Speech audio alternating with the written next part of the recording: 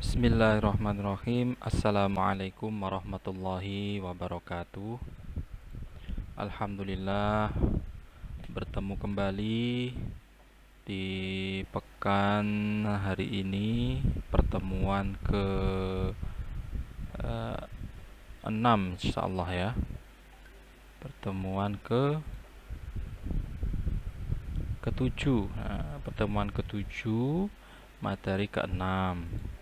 Setelah pekan kemarin kita libur menyambut bulan suci Ramadan. Oke, kali ini kita membahas materi tentang akhlak sosial untuk mata kuliah akhlak muamalah. Ya, akhlak sosial. Yang sebelumnya kita membahas materi kelima itu bagaimana berakhlak terhadap lingkungan. Nah, sekarang bagaimana berakhlak sosial, akhlak sosial ya, secara eh, apa yang diajarkan oleh Islam, bersosial, akhlak bersosial atau bermuamalah itu bagaimana. Nah, ini di Islam, di Al-Quran ya, Islam yang semua rujukannya Al-Quran dan hadis, sebagaimana di pertemuan pertama dulu. Ingat, rujukan kita adalah Al-Quran dan hadis. Jangan sampai keluar dari rujukan itu atau mengambil rujukan lain sebelum rujukan Al-Quran dan hadis. Nah, di dalam Quran surat Al-Hujurat ayat 13, A'udzubillahi minasyaitonirrajim. Ya ayuhan nas, inna khalaqnakum min dzakari wa untha wa ja'alnakum syu'uban wa qabaila lita'arafu. Inna akramakum indallahi atqakum innallaha alimun khabir. Hai manusia, sesungguhnya kami menciptakan kamu dari seorang laki-laki dan seorang perempuan dan menjadikan kamu berbangsa-bangsa, suku-suku, saling mengenal, supaya saling mengenal. Nah, ini adalah penegasan ayat di dalam Al-Quran yang menegaskan bahwasanya manusia itu adalah makhluk yang tidak bisa hidup dengan individu, hidup sendiri, tapi adalah makhluk sosial. Nah, ini di Quran surat Al-Hujurat ayat 13.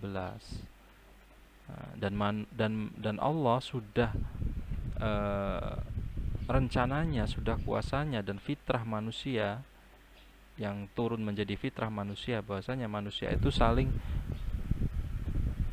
saling berhubungan, saling membantu, tolong menolong agar saling mengenal.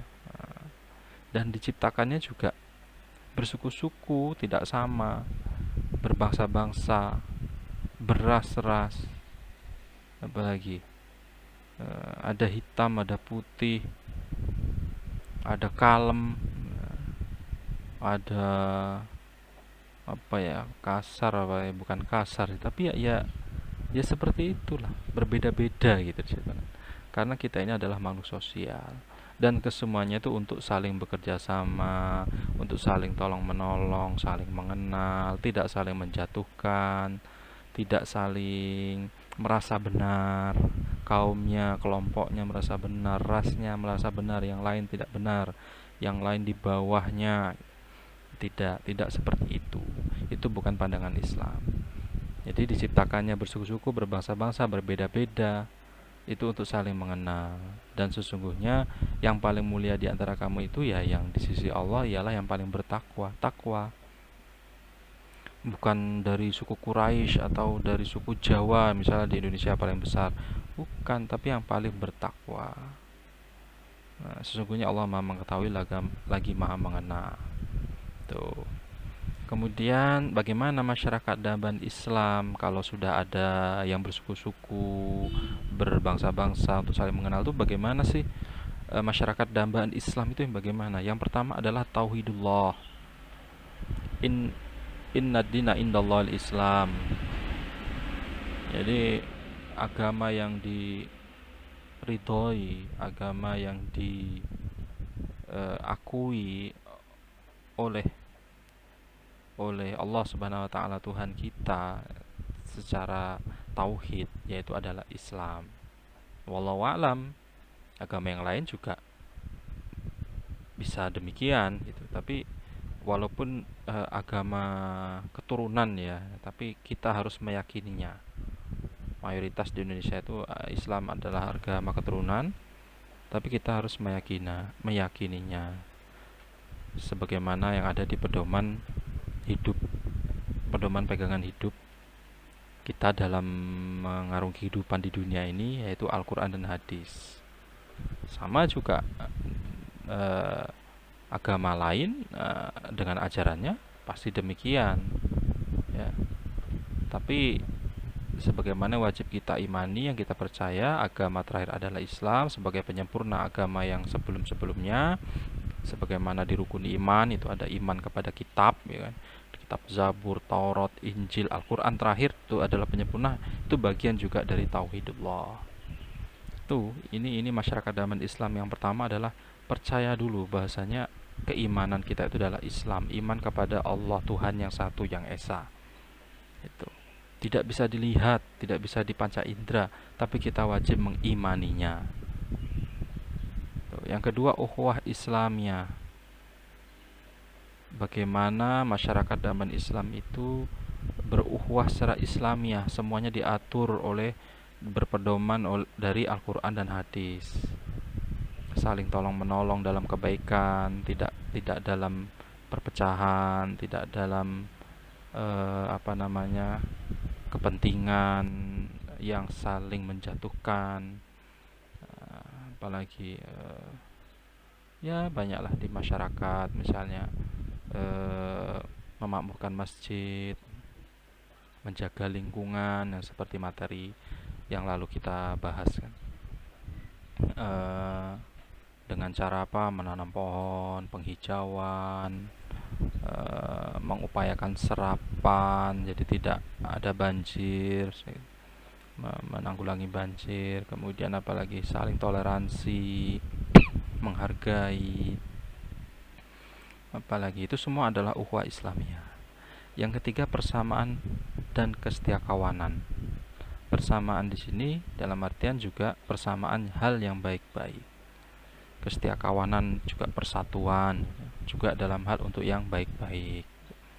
Ini masyarakat zaman Islam. Jadi semua segala sesuatunya itu walaupun berbeda pendapat, walaupun berbeda ras, beda suku, beda bangsa bahkan, tapi kalau sudah di dalam bingkai persamaan satu tujuan dan kesetiakawanan, sesungguhnya sesama muslim itu adalah saudara, sesama mukmin itu adalah saudara, ya.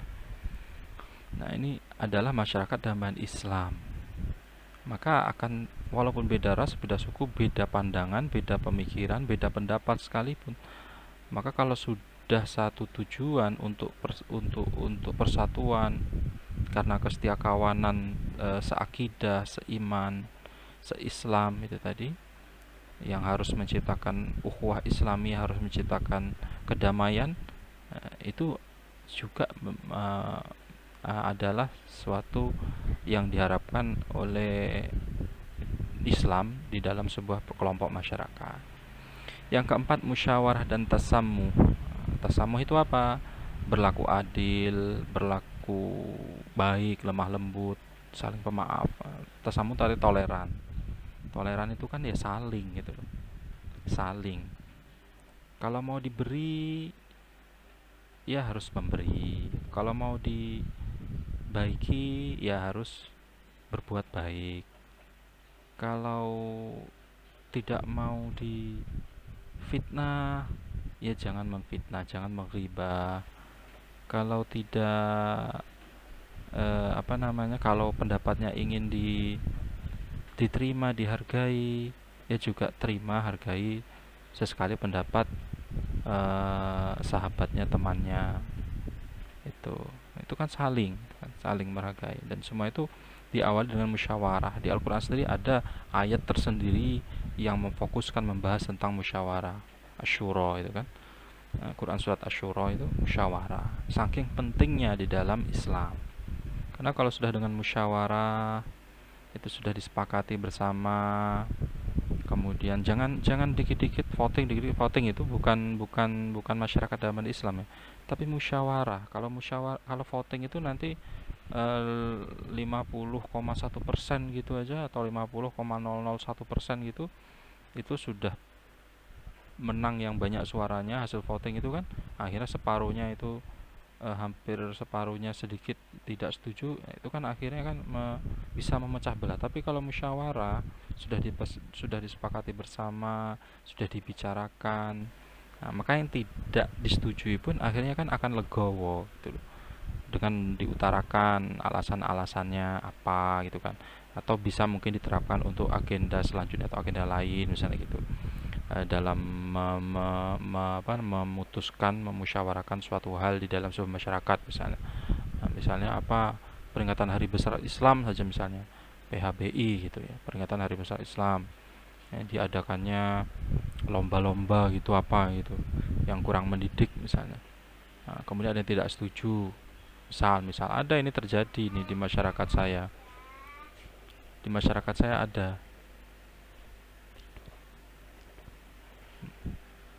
Nah, itu ada. Nah, misalnya kelereng atau lomba apa namanya, kelereng dikasih sendok gitu misalnya, itu udah ada manfaatnya ya. Coba lomba apa gitu kayak ngazan ngaji kita, itu ada yang seperti itu, tapi kan eh, kemudian tidak ditentang langsung gitu ya. Ada musyawarah misalnya, oh ya ya ya, diadakan kedua-duanya misalnya, toh dari situ sisi baiknya ada persatuan, jadi pinter azan anak-anak misalnya ada, tapi dari sisi kelucuannya, kebersamaannya, ketawa bersama, balap kelereng misalnya lucu gitu ya, atau balap karung lucu, jatuh gelundung-gelundung misalnya apa, dari sisi tidak manfaat dilihat dari nilai kebermanfaatannya iya, tapi dari sisi persatuannya, kelucuannya, keharmonisan itu bisa. Itu akibat musyawarah itu disampaikan, akhirnya bisa dipakai dua-duanya. Atau kalau memang waktunya tidak cukup, bisa dipakai untuk tahun berikutnya. Disepakatilah musyawarah kan. Itu.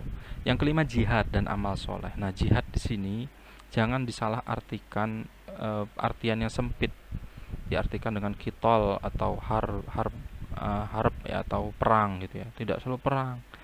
Tapi jihad itu juga bisa diartikan selalu berupaya melakukan hal yang baik, itu juga jihad. Karena musuh terbesar kita dalam diri manusia itu masing-masing itu adalah hawa nafsu, yang itu apa namanya, menjadi yang dijadikan alat oleh setan untuk mempengaruhi, untuk tergoda itu hawa nafsu. Beda dengan apa namanya, makhluk lain ya, hawa nafsu. Kita hawa nafsu dibarengi dengan keseimbangan, diberi akal, pikiran untuk memilih dan memilah mana yang baik, mana yang tidak baik. Itu dalam rangka menawan hawa nafsu, itu juga bagian dari jihad. Nah, tahu, melakukan hal yang positif, misalnya mendirikan rumah sakit, mendirikan lembaga pendidikan, mendirikan pesantren, apalagi mendirikan panti asuhan, itu juga dalam rangka jihad. Itu kan menolong, berjuang di pendidikan, mengentaskan kebodohan, berjuang di misalnya koperasi atau minimarket surya misalnya gitu. Itu mengentaskan ekonomi itu ya, kebutuhan pokok, pasar murah, bazar dan sebagainya misalnya. Nah, itu semua adalah jihad, amal soleh. Dan yang terakhir yang paling penting itu adalah dari kesemuanya itu, dari apapun itu bentuknya dalam hal positif yang didambakan oleh masyarakat Islam, adalah istiqomah. Di dalil hadis Nabi itu ada bahwasanya amalan yang baik itu adalah amal yang istiqomah. Karena sekecil-kecil amal itu istiqomah. Sholat, bagi yang laki-laki sholat jamaah di masjid itu istiqomah. Itu istiqomah untuk bisa sholat jamaah di masjid itu berat sekali, walaupun rumahnya berdekatan dengan masjid, apalagi yang jauh gitu ya. Apalagi yang jauh, istiqomah itu sulit sekali, berat sekali.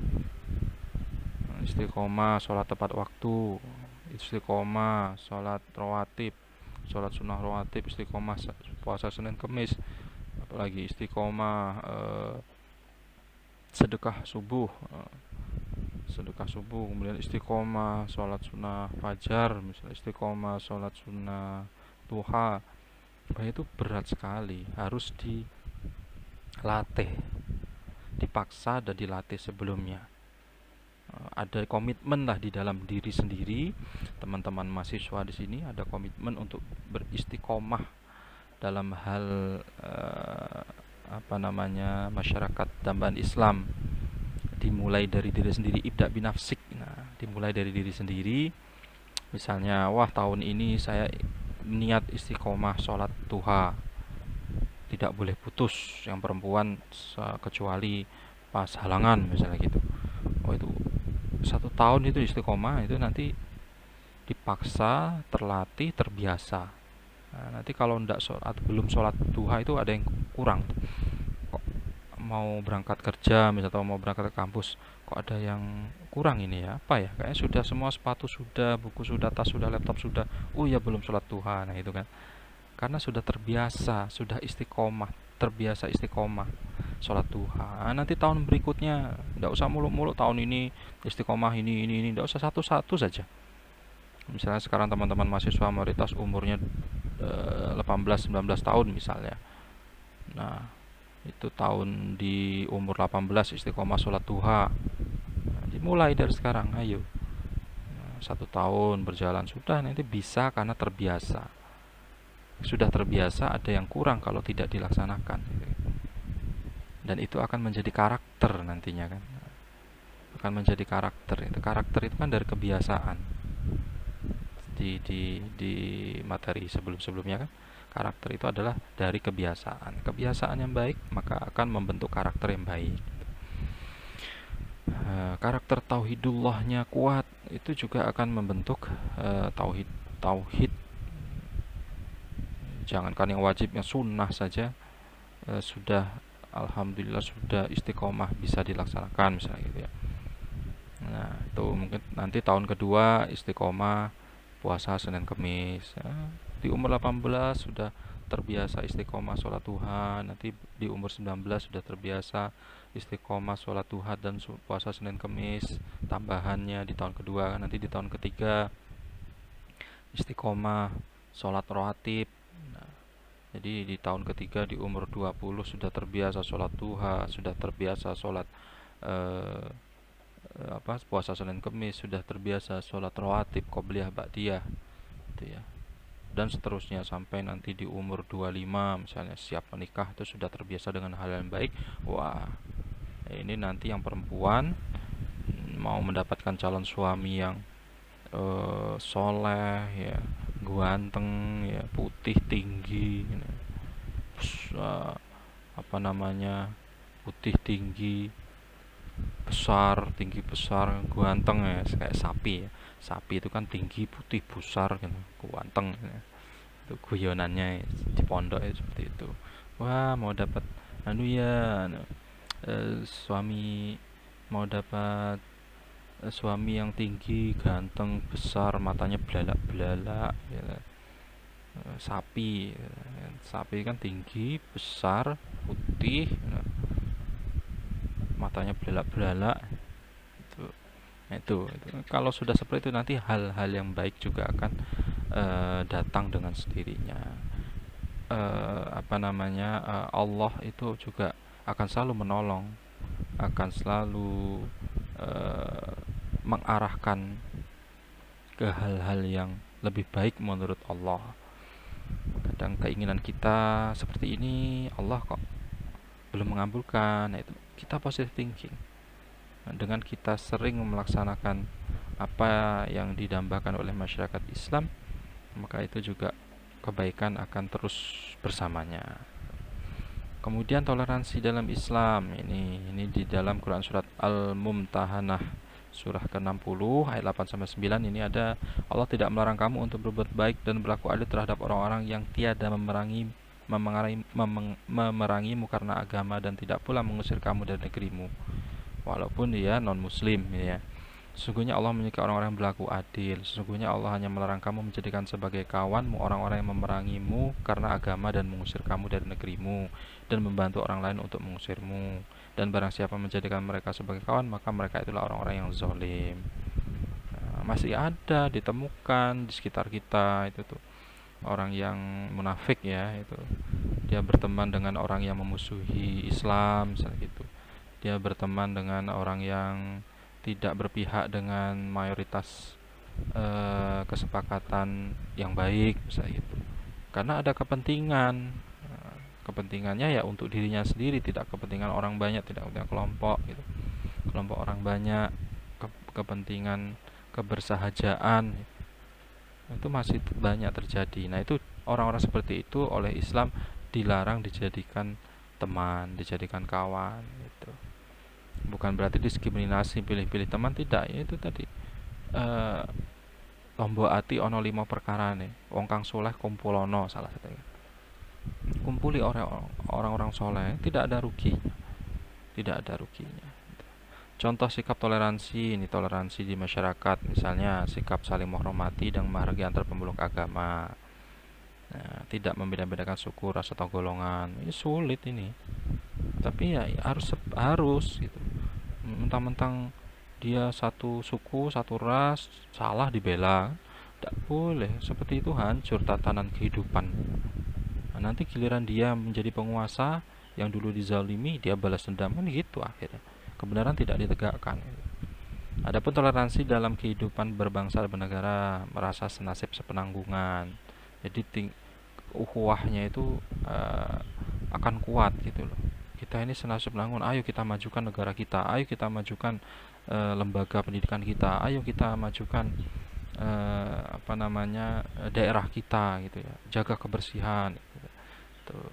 Menciptakan persatuan dan kesatuan, rasa kebangsaan, nasionalisme, mengakui dan menghargai HAM, membantu orang lain membutuhkan pertolongan, menghindari terjadinya perpecahan, memperkokoh silaturahmi dan menerima perbedaan, menghindari terjadinya perpecahan. Tuh, kalau sana mayoritas, walaupun kita sana tidak baik menurut kita baik, ya supaya tidak terjadi perpecahan, hindari saja. Itu kita doakan pemimpin kita. Tidak harus melulu dengan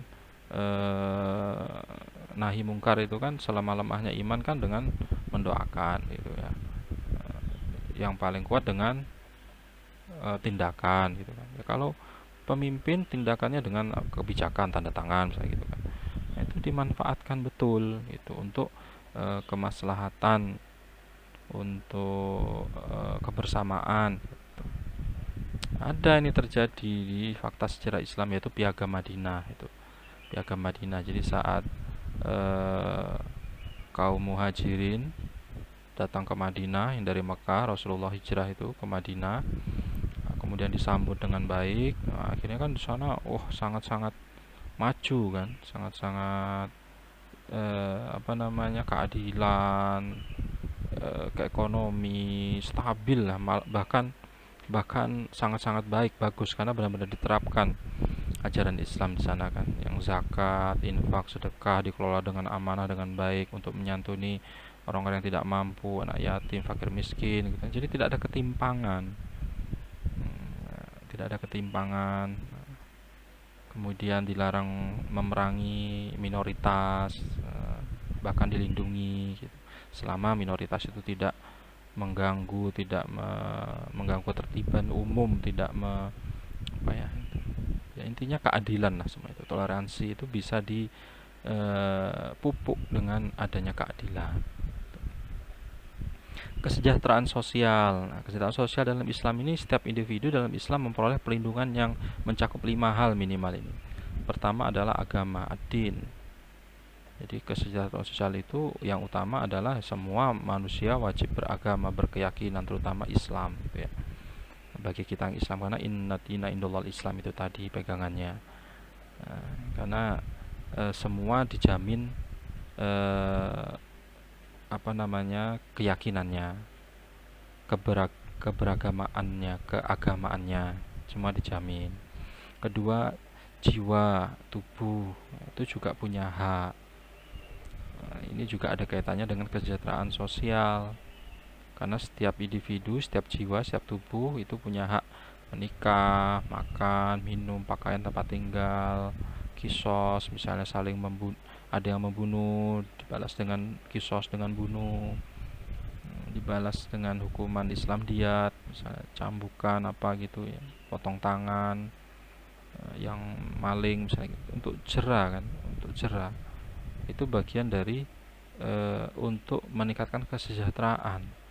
Karena kalau tidak diterapkan itu, misalnya ya koruptor itu ya mau triliunan, miliaran ya hanya berapa tahun, eh, apa namanya, masa kurungan hanya dikurung gitu aja ya, semua akhirnya kan ingin masih alah 3 tahun nanti, karena faktor politik ada gerasi, ada pengurangan masa tahanan, was berarti ya gitu. Cina itu walaupun sana negara komunis non muslim mayoritas, di sana dulu negara yang apa namanya, negara yang koruptornya sedunia paling tinggi, diterapkan hukuman mati di sana ya. Akhirnya sekarang menjadi negara didaya, menjadi negara yang kuat ekonominya, karena benar-benar dikelola dengan baik akhirnya kan, tidak tidak disalahgunakan untuk kepentingan, untuk kepentingan kelompok, itu kepentingan partai misalnya. Jadi melakukan hal yang bisa merusak dan membahayakan jiwa tubuh itu tidak boleh. Misalnya makan makanan yang haram itu juga tidak boleh, yang syubhat. Itu termasuk nanti yang menciptakan kesejahteraan sosial. Yang ketiga, akal, melindungi akal. Akal itu tidak boleh mengkonsumsi narkoba, homer yang memabukkan, itu menghilangkan akal. Itu juga tidak boleh. Itu akan merusak kesejahteraan sosial. Membunuh, berzina, ya kan, membuat onar di masyarakat gara-gara kehilangan akal. Yang keempat, kehormatan. Kehormatan al-irdu, berupa sanksi bagi pelaku zina dan orang yang menuduh zina, yang memfitnah. Jadi menjaga kehormatan itu juga bagian dari kesejahteraan, ya, menjadi kesejahteraan. Fitnah, salah tangkap, jadi korban salah tangkap, ketidakadilan, di apa, diadili tapi tanpa bukti, ini kan merendahkan kehormatan martabat manusia kan. Tuh. Yang kelima, kekayaan. Nah, ini paling penting, ini kekayaan. Anjuran bermuamalat atau berniaga kan, 9 dari 10 pintu rezeki itu ada di dagang, ada di berniaga. Itu hadis Rasulullah kan, Rasulullah sendiri juga pedagang gitu kan. Pedagang yang jujur, yang amanah, dengan gelar Al-Amin gitu kan. Islam juga memberi perlindungan kekayaan dengan larangan mencuri, mencuri dengan potong tangan, dengan apa, ada hukumannya yang membuat jera gitu ya. Menipu, berkhianat, memakan harta orang lain dengan cara tidak benar, menolak riba gitu ya. Ada juga dengan zakat, infak, sedekah. Zakat 2,5% dari harta, ada zakat penghasilan, ada zakat pertanian, perdagangan, zakat mal, zakat fitrah yang setahun sekali wajib itu dikelola. Saya baca dari penelitian tahun 2015 itu, zakat yang dikelola oleh Basnas ya, Badan Amil Zakat Nasional itu ada 19 triliun lebih setahun itu. Kita ini dari umat muslim saja, bayangkan 19 T itu. Nah, itu kalau dimanfaatkan, apalagi sekarang sudah ada lagi ya apa namanya, lazisnu, apalagi banyak lah yang di bawah yayasan Badan Amil Zakat itu. Kalau amanah pengelolaannya untuk kesejahteraan sosial masyarakat sekitar sajalah, kelompok sekitar saja, itu ya insya Allah sudah tidak ada lagi apa namanya, ketimpangan sosial di sekitar masyarakat kita. Tidak ada yang putus sekolah, tidak yang tidak bisa sekolah, tidak ada yang lagi yang tidak bisa apa kuliah, menimba ilmu, memperbaiki nasib, tidak ada. Kita lihat saja masyarakat sekitar Masjid Jogro Karyan itu di Jogja itu kan, dulu di sana masyarakatnya gimana keadaannya, sekarang gimana, itu sangat-sangat sejahtera ya, tidak bisa kuliah, ada anggaran dari masjid. Sana kan motonya kan saldo 0 rupiah kan. Sekarang banyak sudah. Nah, makanya dari pemerintah sendiri ada ide mencetuskan prodi takmir masjid, S1 takmir masjid. Jadi bagaimana mengolah masjid dengan baik. Kan S1 perbankan syariah sudah ya. S1 apalagi eh, Al-Quran hadis, takmir masjid bagaimana mengelola dengan masjid. MPI manajemen pendidikan Islam mengelola lembaga pendidikan Islam ada. Nah, nanti ke depan tidak menutup kemungkinan juga ada. Karena masjid itu suatu yang universal. Di zaman Rasulullah itu tempat semua, di situ pusat kegiatan, di situ belajar mengajar, rapat, dakwah, apalagi pembagian apa ibaratnya itu ya zakat, semua terpusat di situ. Perkumpulan gitu ya, hukuman situ. Kemiskinan, kebodohan, dan pengangguran. Islam menyadari bahwa dalam kehidupan masyarakat itu selalu ada orang kaya dan miskin. Ada hemat, ada boros, apalagi ya, pasang-pasangan lah ya, perempuan, laki-laki. Ini Quran Surat An-Nisa 135. Kemiskinan menurut Islam disebabkan oleh beberapa faktor, karena keterbatasan untuk berusaha. Ada keterbatasan untuk berusaha, entah itu dari sisi kebijakan, entah itu dari sisi kewenangan, dari sisi apalagi kemampuan ya, kemampuan fisik, kemampuan akal, pikiran. Nah, kemudian kedua penindasan, adanya ketimpangan itu juga Quran Surah Al-Asr ayat 8 tuh bahas. Juga ada yang cobaan Tuhan. Ya, ini kita harus positive thinking terus ya, cobaan. Karena kan roda kehidupan ini berputar, kadang di atas, kadang di bawah ya. Pas kaya gitu kan, itu juga ujian, pas mungkin ujian, cobaan gitu. Coba diberikan harta yang berlimpah, ini digunakan untuk apa hartanya ini gitu. Untuk nikah lagi ya, atau untuk bersenang-senang, berpoya-poya, untuk bangun tempat hiburan, atau bangun masjid, atau bangun panti asuhan. Itu cobaan semua itu. Kemudian yang terakhir pelanggaran terhadap hukum-hukum Tuhan. Ini juga bagian dari sebab kemiskinan. Ya kan, sebab bagian kemiskinan. Menurut Islam, dengan bantuan orang kaya agar orang miskin tidak terjerumus ke dalam perbuatan yang dapat mendatangkan martabatnya sendiri. Jadi menurut Islam, saling membantu, orang kaya bantu orang miskin itu supaya tidak terjerumus, karena Islam menyadari bahwa kefakiran, kemiskinan itu dapat menjadikan manusia pada kekufuran.